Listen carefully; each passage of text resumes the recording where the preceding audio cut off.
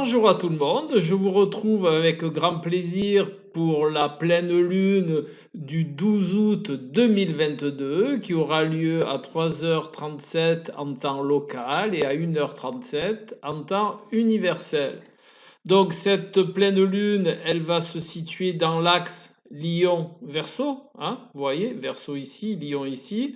Le soleil est à 19 degrés 22 minutes du signe du Lion et la lune est à 22 degrés du signe du Verseau. Voilà. Donc pour rappel, la pleine lune est une opposition entre la lune ici et le soleil ici. Spécificité de cette nouvelle lune, il y a là une conjonction lune-Saturne.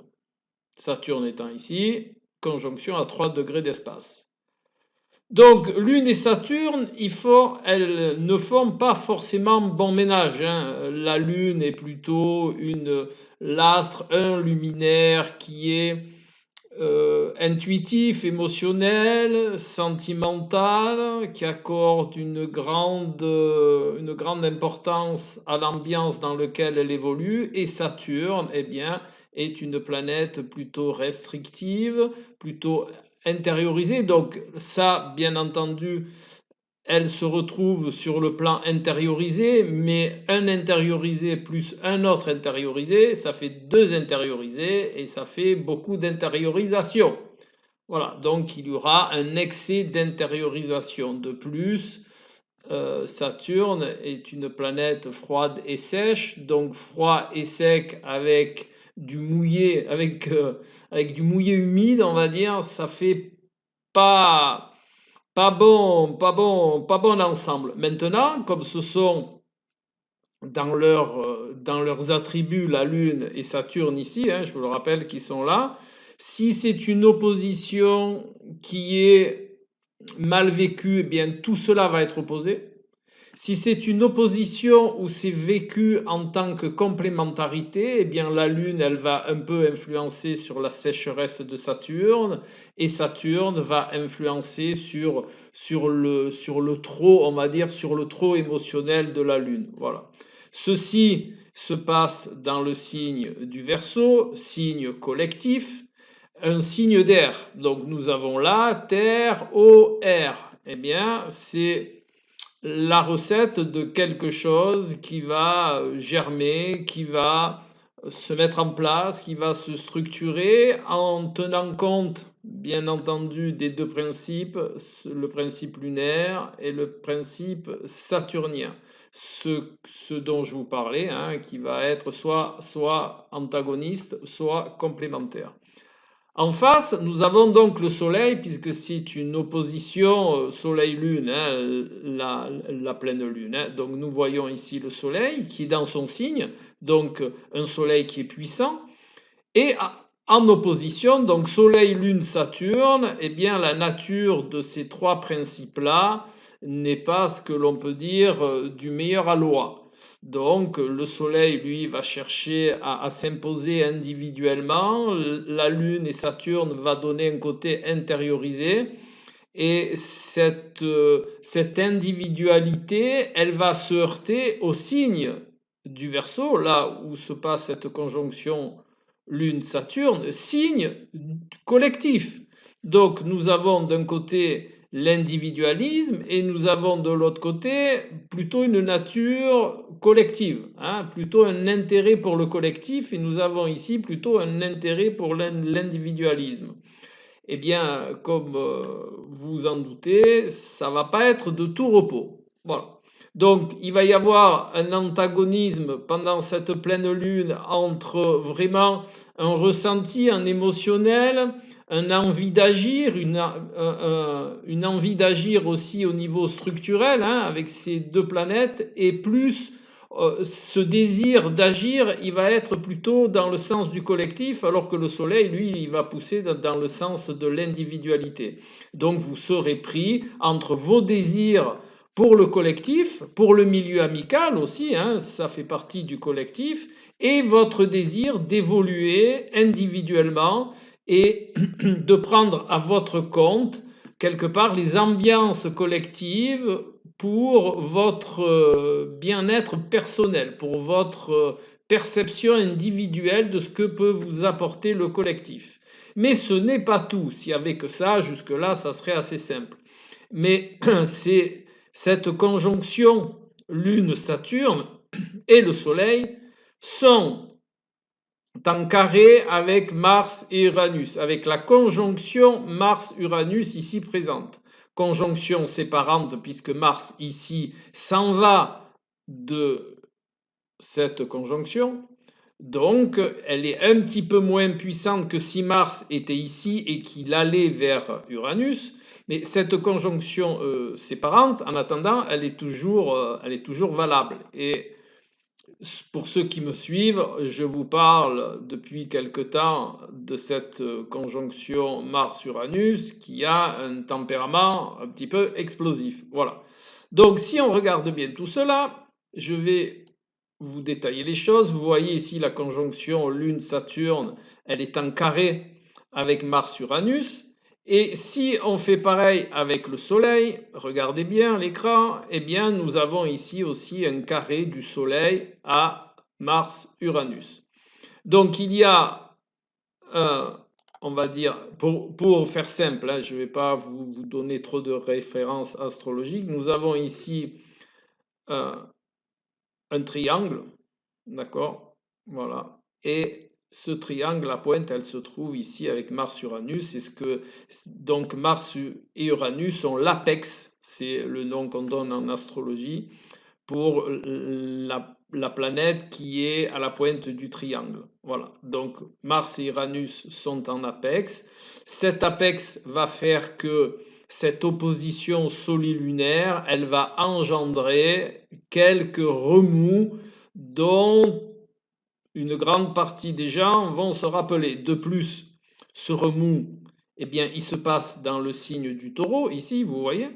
Donc, qu'est-ce que ça va faire? Eh bien, ça va faire que cette opposition solilunaire avec Saturne, qui est d'un côté l'individualisme, de l'autre côté le collectif, eh bien, on va chercher avec cet apex Mars-Uranus à se libérer. Écoutez bien, à se libérer pour certains, eh bien, de leur individualité face au collectif. Quand je dis se libérer, c'est-à-dire ils vont être plus attirés vers le collectif et ils vont chercher à moduler ce collectif pour leur bien individuel. Et de l'autre côté, eh bien, on va chercher à changer de structure face au collectif, on va chercher à se libérer d'une ancienne structure face au collectif, puisqu'il y a le même carré de cette conjonction à cette conjonction Mars-Uranus. Donc, cet apex, il va jouer sur les deux plans. Il va jouer sur la conjonction Saturne-Lune et il va jouer sur le Soleil, puisqu'il est relié ici en sa pointe sur Uranus et Mars. Voilà.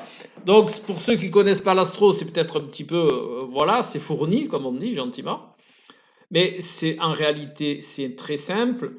Il y a ici, alors je vais vous faire une petite récap. Il y a ici la conjonction Lune-Saturne qui va demander, alors comme je vous ai dit, soit c'est opposé, soit c'est complémentaire, mais qui va demander à vivre un petit peu le collectif avec soit un petit peu plus d'émotionnel, on va être attiré vers notre sensibilité au collectif. Saturne, il va venir un peu moduler cette sensibilité et ce côté émotionnel, et de même manière la Lune, elle va venir moduler le côté froid et sec de Saturne, et elle va permettre à Saturne de mettre en place des structures qui seront issues de la rationalité, du pragmatisme saturnien, mais en même temps du ressenti, de l'intuition et de la sensibilité de la Lune. Voilà. Ceci, bien entendu, va être en opposition au Soleil qui, lui, va chercher à briller individuellement. Donc, cette position-là va un petit peu être antagoniste à ce désir-là. Hein. Et ces trois facteurs-là étant reliés à l'apex Uranus-Mars en Taureau, eh bien, chacun des deux côtés, écoutez bien, ce côté-là et ce côté-là, eh bien, ils vont chacun chercher à se libérer de leurs habitudes anciennes afin d'en mettre des nouvelles en place. Si vous préférez, ce qui va se passer ici, ce dont je vous ai parlé, va être une méthode de libération, du moins d'essai de se libérer. Ici, eh bien, c'est pareil, cet antagonisme-là qu'il y a entre le collectif et l'individuel, eh bien, par le carré de soleil à cet apex-là, eh bien, c'est pareil, on va chercher un petit peu à moduler notre individualité, à changer nos habitudes individuelles, hein, nos habitudes de perception de l'individualité. Et tout ça, comme d'habitude, pour le bien de notre évolution. Les carrés ici sont toujours, j'aime le dire comme ça parce que c'est vraiment de cette manière-là qu'il serait utile de le percevoir, c'est un coup de pied aux fesses, hein. Il y a une autre image qui est ça pousse aux fesses, voilà. Même si on ne veut pas, eh bien on va y aller quand même, voilà. Donc comme je vous rappelle toujours, il est inutile de résister, de faire les choses avec sagesse, avec discernement, avec perception, avec réflexion, oui, mais pas de résister. La résistance, comme son nom l'indique, engendre toujours des contextes très, très, très difficiles. Voilà. Donc maintenant, nous allons un petit peu voir qui c'est qui va être plus impacté par cette pleine lune. Eh bien, il va y avoir beaucoup de personnes en réalité. Il va y avoir toutes les personnes qui sont deuxième et troisième décan du Verseau, c'est-à-dire toutes les personnes qui ont des facteurs astrologiques dans ce périmètre-là, toutes les personnes qui sont deuxième décan du signe du Lion. Voilà, en plus au moment où je tourne cette vidéo, on est dans le premier décan du Lion, donc là, ça sera ceux qui seront le plus impactés, ça va être le deuxième décan Lion et aussi le deuxième et troisième décan du signe du Taureau. Voilà. Ensuite, il y a quand même quelque chose qui est aussi intéressant dans cette pleine lune, c'est l'aspect du soleil avec Chiron. Voilà. Et en même temps, bien entendu, l'aspect de la conjonction Lune-Saturne, là en sextile avec Chiron. Voilà. Quoi qu'il en soit, ce sont deux aspects qui sont intéressants, enfin qui sont, on va dire, bénéfiques, hein, que ce soit ici le sextile ou que ce soit ici, là, le trigone, hein, eh bien, ça va rajouter à tout ce dont je vous ai parlé tout à l'heure un désir de quelque part. Cette pleine lune, elle va vous ouvrir sur une perception d'une blessure ancienne, d'une blessure béante au niveau justement de cette interaction entre le collectif et l'individualisme. Voilà. Et Chiron va mettre à jour cette blessure, mais vu les aspects, cette pleine lune va être l'occasion de guérir, puisque Chiron est le problème et la solution, et la blessure et la guérison en même temps. Donc ça va vous ouvrir sur une perception de mieux vous positionner sur les principes dont je vous ai parlé de cette pleine lune. Voilà. Chiron va vous donner le potentiel, la possibilité, l'ouverture. Ça va vous ouvrir la porte sur une perception nouvelle, hein, qui est demandée ici par cette conjonction Mars-Uranus, hein, qui va bien entendu vous bousculer un peu, qui risque même parfois d'être un petit peu, je vais dire, un petit peu intense. Voilà, moi j'aime bien aplanir un petit peu les choses. Et de là va naître une nouvelle perception de ces deux états, lunaire et solaire. Et de là, vous allez pouvoir percevoir un moyen de guérir, c'est ça, ou de solutionner, hein. Peut-être guérir, le mot n'ira pas à tout le monde parce que tout le monde n'a pas le même ciel personnel, mais il va y avoir vous allez entrevoir, vous allez avoir la perception de solutions qui vont être présentées au départ par cette pleine lune qui est un antagonisme. Donc au début, vous allez voir la blessure, vous allez voir ce qui n'est pas adapté, et au fur et à mesure du vécu de cette pleine lune, eh bien, vous allez voir des solutions qui vont se présenter à vous. Et c'est pour ça qu'il est utile, que je vous disais tout à l'heure, qu'il est utile de ne pas résister, car si vous êtes dans la résistance de ces énergies-là, vous n'allez pas voir la porte. Vous n'allez pas voir les solutions apparaître parce que justement, vous allez former un mur de résistance, et quand on est derrière le mur, on ne voit rien. Et si on veut voir quelque chose, il faut pas mettre de mur. Voilà. Donc, ne résistez pas, restez ouvert à la solution qui va se présenter. Elle va se présenter à vous, hein, de manière rapide, de manière peut-être même imprévue, de manière directe, hein, puisque Chiron se trouve dans le signe du Bélier, hein, qui lui-même est en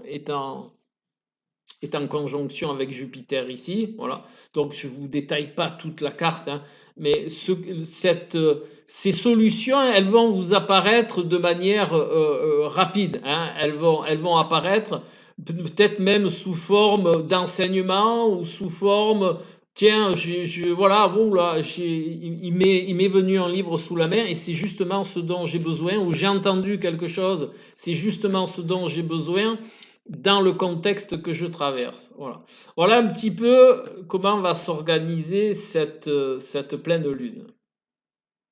Maintenant, comme à mon habitude, nous allons voir un petit peu, et là c'est pareil, j'ai rien préparé, c'est toujours, c'est comme d'habitude, hein. Vous savez que moi je ne prépare rien, c'est tout du direct.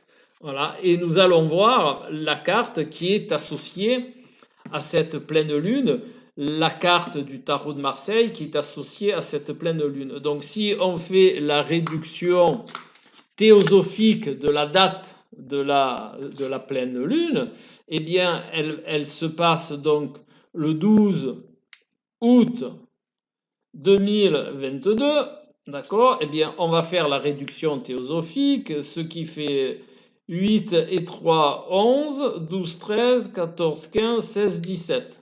Voilà, et bien 17. Et c'est comme, ça fait, c'est quand même interpellant, hein, parce que ça fait déjà quelques fois qu'il sort ce nombre, hein, qui est en réalité l'arcane 17. Eh bien, c'est l'arcane de l'étoile, hein, qui est vraiment l'arcane de l'initiation, du comportement, de revenir à ses fondamentaux, de revenir à sa nature propre, à sa nature profonde. Et justement, je vous parlais, juste avec la conjonction Chiron-Jupiter, eh bien, je vous parlais de connaissance. Donc, qui dit connaissance dit s'initier à quelque chose, forcément, puisque l'initiation est une acquisition de connaissances. De plus, Jupiter, et comme je vous le disais avec Chiron, est une ouverture et la possibilité d'entrevoir des solutions, je vous ai dit qu'ils vont vous venir directement comme ça, eh bien, l'arcane de l'étoile n'est pas seulement l'arcane des initiés, mais c'est aussi l'arcane qui, par le nombre d'étoiles, regardez qu'il y a sur cette carte, et notamment celle en haut, eh bien c'est l'arcane du guide.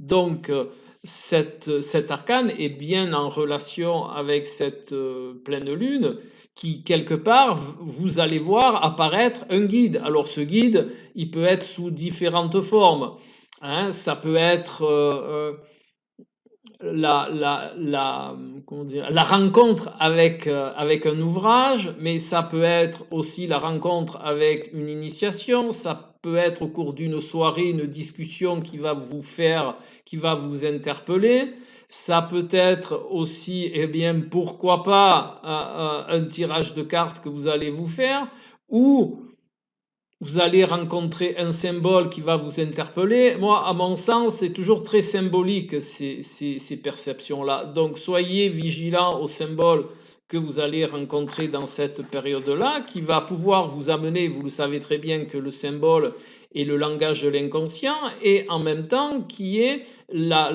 on va dire, le lien avec le monde du sens. Donc, eh bien, vous allez rencontrer quelque chose qui va vous faire sens, et de ce sens, vous allez en tirer les connaissances nécessaires qui vont vous servir de guide pour bien gérer et pour trouver la bonne solution à cette interaction entre le collectif et l'individualisme indiqué par Chiron. Voilà. Eh bien, vous avez tous les tenants et tous les aboutissants pour cette pleine lune. Je vous réitère mon conseil, essayez de ne pas résister, même s'il y a des moments qui sont tendus, il y en aura, Mars-Uranus forcément. Ne résistez pas, accueillez ces moments, et à partir du moment où vous allez accueillir, tout va se dérouler de manière à ce que vous ayez accès à la solution. Voilà. Eh bien, comme d'habitude, si la vidéo vous intéresse, pensez à la partager, ça fait vivre la chaîne, ça la fait monter dans les systèmes de recherche. Mettez un pouce en l'air, c'est le même principe, et je vous retrouve tout bientôt. Astrologiquement votre, Alain.